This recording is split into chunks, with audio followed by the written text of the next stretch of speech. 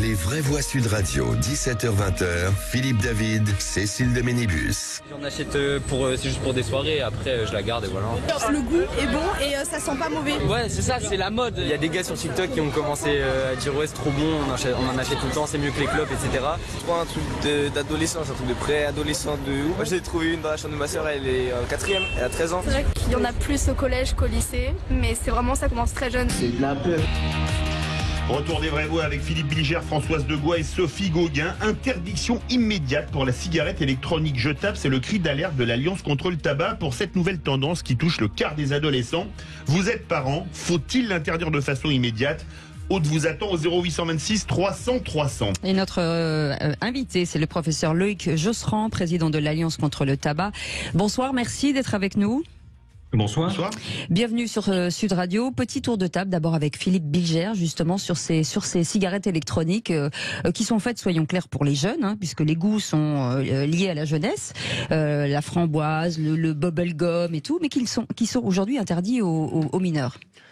Vous avez très bien fait les choses parce qu'en réalité, je n'avais jamais entendu parler des puffs ou des puffs, que sais-je.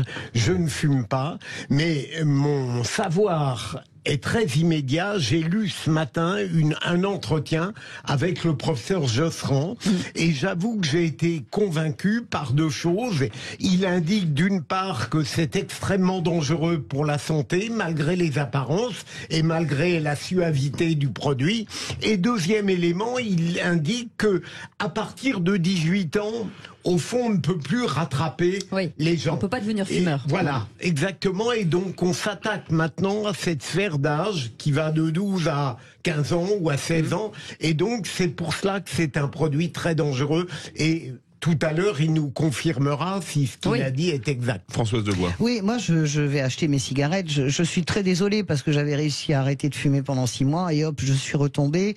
Et pourquoi je pense qu'il faut interdire les puffs ? C'est simplement parce que c'est le geste. Vous savez, l'addiction à la cigarette, c'est autant ce rituel de prendre une cigarette et de l'allumer, si vous voulez, que de la fumer en réalité. Moi, je suis une grosse fumeuse, je voudrais vraiment m'arrêter. Et quand je vais acheter mes cigarettes au tabac, je vois des hordes. Je vous le dis bien, j'habite dans le centre de Paris.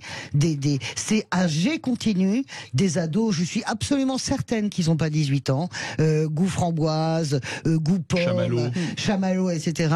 C'est absolument délirant l'intelligence du marketing des tabatiers. Je me souviens des tabatiers américains qui avaient fait croire aux femmes qu'elles étaient libres aux États-Unis avec cette femme qui fumait. La clope, c'était synonyme de liberté féminine. Voilà, je trouve ça diabolique, si je peux m'exprimer ainsi. C'est vraiment le mot, diabolique.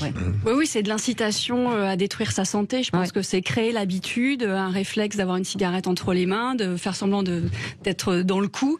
Et il faut protéger la jeunesse par rapport à ça. Alors, arriver à l'interdiction, c'est fait. Maintenant, c'est comment on l'applique. C'est toujours le même fléau en France. C'est comment on arrive à impliquer et à appliquer les lois.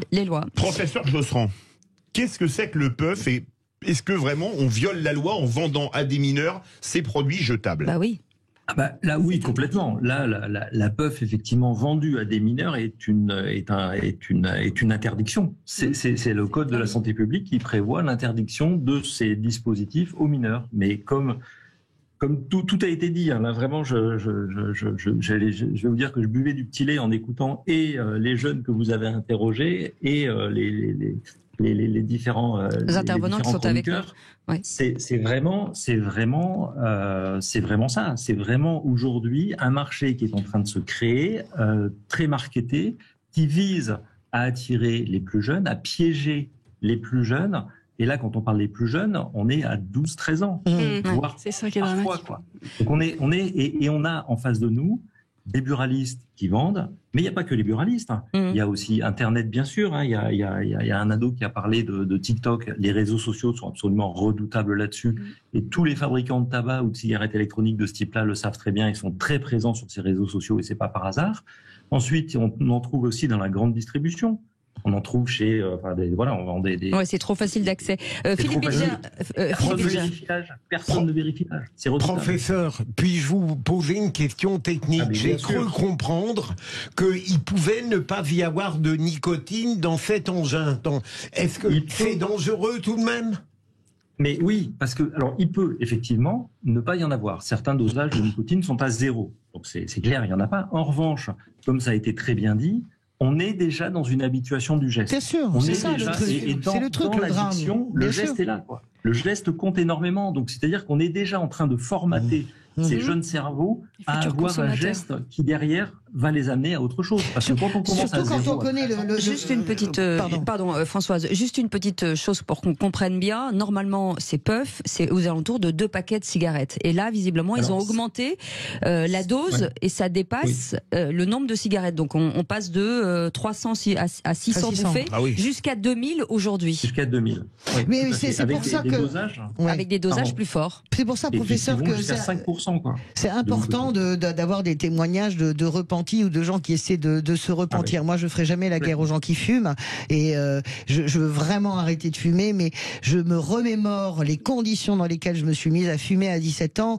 C'est complètement idiot, c'est vraiment pour faire comme les copains et ça devient complètement une addiction. Et donc, je dis aux mômes, s'il vous plaît, parce que c'est un esclavagisme. Quand vous vous retrouvez à minuit en train de prendre votre scooter pour aller chercher un tabac ouvert la nuit parce que vous pouvez pas imaginer que vous allez terminer la soirée sans fumer une cigarette, ça s'appelle vraiment de l'esclavage. Ça veut dire que vous êtes addicté, vous êtes complètement drogué. Donc ne tombez pas, les mômes, essayez autant que faire se peut de pas tomber dans ce geste diabolique qui donne le sentiment d'une forme de communauté qui n'existe pas. Juste un tout petit truc. Est-ce que vous pensez que vous avez des chances de pouvoir la faire interdire, professeur?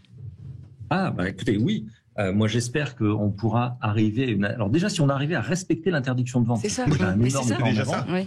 Je peux vous dire que c'est pas vrai, ça marche pas. L'interdiction de ce dispositif, ça serait effectivement, c'est notre objectif, parce qu'on ne peut pas se satisfaire de quelque chose qui, d'abord, est une insulte en matière de santé et hypothèque totalement l'avenir de nos jeunes, et 2, est une insulte environnementale quand on voit, les conditions de fabrication en Chine, parce que quasiment tout est fabriqué en Chine, et ensuite 2, il n'y a aucune filière de retraitement de ce produit-là qui finit 9 fois sur 10 dans le caniveau.